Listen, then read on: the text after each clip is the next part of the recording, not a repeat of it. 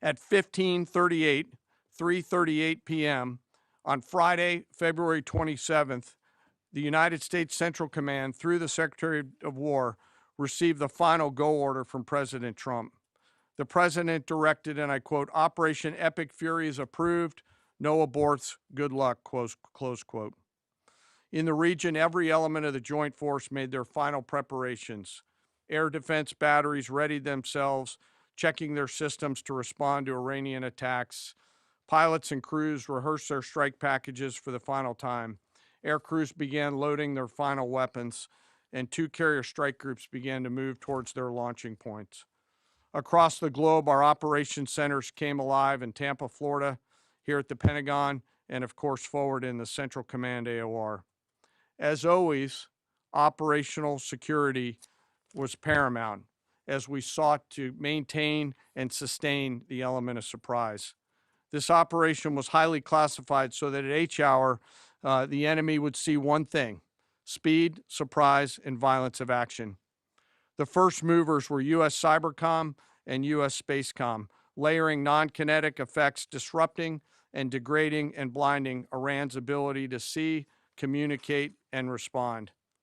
At H hour, the beginning of major combat operations, 01:15 local Eastern Daylight Time, 9:45 local AM Tehran time, as dawn crept up across the Central Command AOR, the skies surged to life. More than 100 aircraft launched from land, sea, fighters, tankers, airborne early warning, electronic attack, bombers from the States, and unmanned platforms, forming a single synchronized wave. This was a daylight strike based on a trigger event conducted by the Israeli Defense Forces, enabled by the U.S. intelligence community. The first shooters at sea were Tomahawks unleashed by the United States Navy, closed in on Iranian naval forces, and began to conduct strikes across the southern flank in Iran. On the ground, forces fired precision standoff weapons, measured, deliberate, precise, and lethal. This was a massive, overwhelming attack across all domains of warfare, striking more than 1,000 targets in the first 24 hours. We are now roughly 57 hours into the operation. In the initial phase, CENTCOM's focus was systematic targeting of Iranians' command and control infrastructure, naval forces, ballistic missile sites, and intelligence infrastructure designed to daze and confuse them. Coordinated space and cyber operations effectively disrupted communications and sensor networks across the area of responsibility, leaving the adversary without the ability to see, coordinate, or respond effectively. The combined impact of these strikes, swift, precise, and overwhelming, has resulted in the establishment of local air superiority. This air superiority will not only enhance the protection of our forces, but also allow them to continue the work over Iran. Over the course of the last 2 days, the Joint Force has launched hundreds of missions from land and sea and delivered tens of thousands of pieces of ordnance. The effort continues to scale.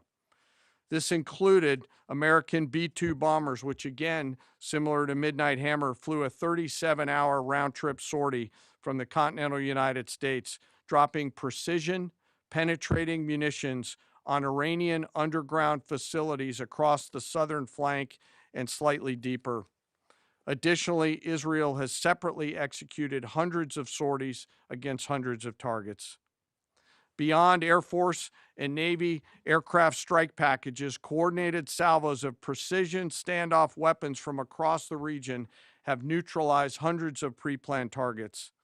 As I mentioned earlier, in support of these kinetic operations, U.S. Cybercom and Spacecom have continuously layered effects to disrupt, disorient, and confuse the enemy. I will note that this operation had several combat firsts, which I'll allow at some point in the future Admiral Cooper to talk about, since he owns the AOR. While we've prosecuted a relentless offensive campaign, our defense has been equally important. Across the theater, operations have remained steady and disciplined. Once again, our integrated air and missile defense network is performing exactly as it's intended. U.S. Patriot and THAAD batteries, along with ballistic missile defense-capable Navy destroyers, continue to coordinate and execute intercepts with precision and consistency. I wish that every American could hear the voice communications like I have as these joint operations centers remain calm, focused, and cool while executing under fire over and over again. Collectively, these systems have intercepted hundreds of ballistic missiles targeting U.S. forces, our partners, and regional stability. The threat from one-way attack UAVs has remained persistent. Our systems have proven effective in countering these platforms, engaging targets rapidly. Each intercept represents hundreds of hours of training, readiness, and technology all coming together to work as designed. We will remain vigilant in the counter UAV fight. And the defense of the region is not ours alone. As the threat grew, our partners surged in beside us. Air defense batteries in Qatar, the UAE, Kuwait, Jordan, and Saudi Arabia joined the fight, proof positive that years of training, trust, and hard-earned integration pay off. I am aware of the loss of 3 U.S. Air Force F-15Es overnight in the region. I am grateful for the safety of the crews, and we know that this was not from hostile enemy fire. As this matter's under investigation, I'll not comment further on this. Let me close. Operations will remain active across the theater and across the globe. The U.S. forces are postured not only to maintain pressure, but to respond and adapt as required. Operation Epic Fury stands as a reminder of what the United States military uniquely delivers: the ability to project power on a global scale with speed, surprise, precision, and overwhelming force when and where our nation requires it. What we've demonstrated over the past several days reflects years of investment in readiness, joint integration, and professionalism of the joint force. As major combat operations continue across CENTCOM, we remain engaged globally.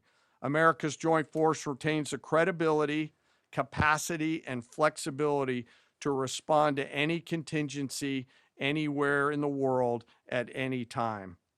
To those who would test our resolve or threaten the United States, our allies, or our interests, understand clearly we can reach you, we can sustain the fight, and we can scale the fight, and we will prevail. To the American people, your joint force remains steady, frosty, calm, and focused. Your service members are trained, disciplined, and determined. We understand the risks of this mission and the weight of the responsibility that we carry. We also recognize that our families also shoulder the burden at home. You are a part of this too. I am proud today, as I am every day, to stand as a member of America's joint force. There is no mission too complex, no distance too great, and no adversary too determined for the men and women who wear our nation's uniform. We mourn our fallen, we honor their families, and we continue our mission with focus, unity, and strength.